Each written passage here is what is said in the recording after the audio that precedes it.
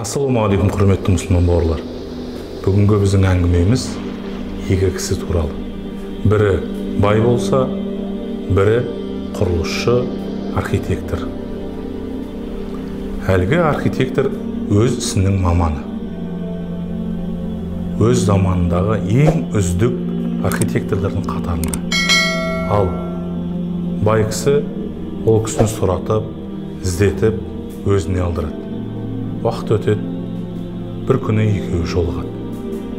Әлгі бай архитекторға айтады: сіз былай жасаңыз, қазіргі замандағы ең соңғы үлгідегі үйдің құрылысымен мені таныстырыңыз, және де оған қанша қаражат кетеді,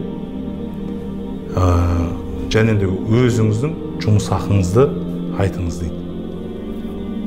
Әлгі архитектор жақсы деп үйіне қайтады, ойланады.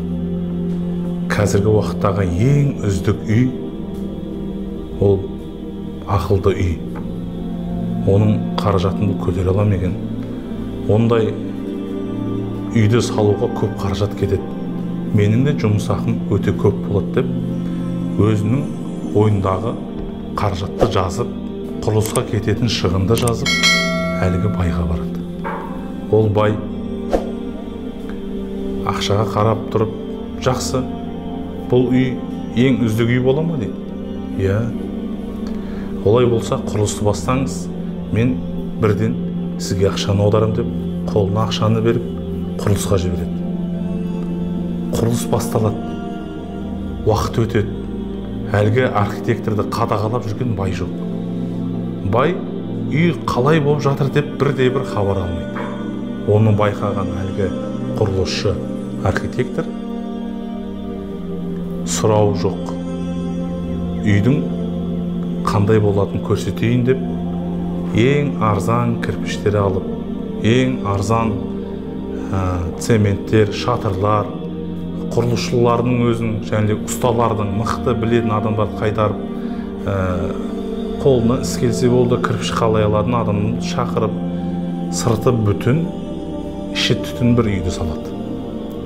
Мен осы байға бұл үйді өткізіп жергенше құлап қалмай сау тұрса болды деп, әлгі үйді қалай болса солай бітіреді.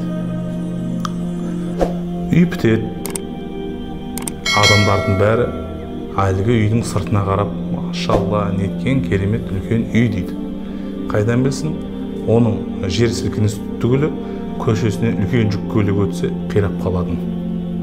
Бай келеді, үйіне қарайды: мынау мен тапсырыс берген үй ғой. Иә, керемет салыпсыз, келіңіз аулада, сізбен бір-екі ауыз сөзім бар дейді.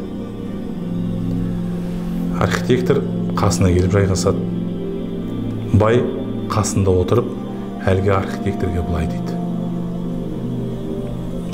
сіздің атаңыз, яғни әкесінің әкесі, сіздің атаңыз менің атама үлкен қолқабыс жасап еді.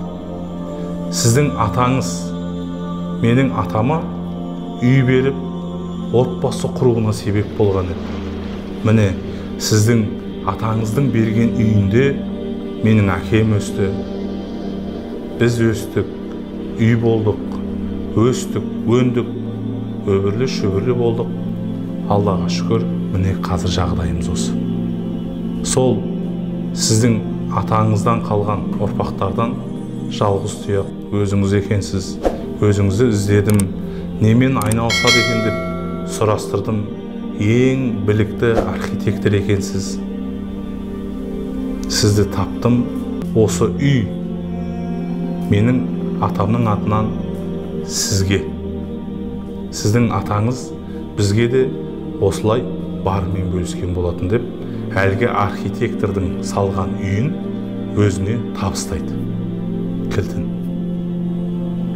Қараңызшы, құрметті бауырлар. Алмайын десе, тегін беріп тұрған үй.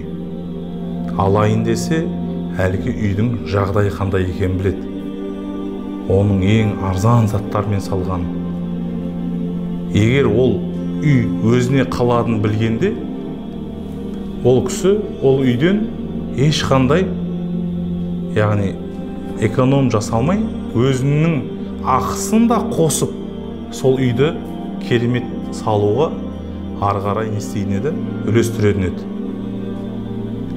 Құрметті бауырлар, біз білмейміз, біз қандай жерден бізге Алладан қандай рызық келедін.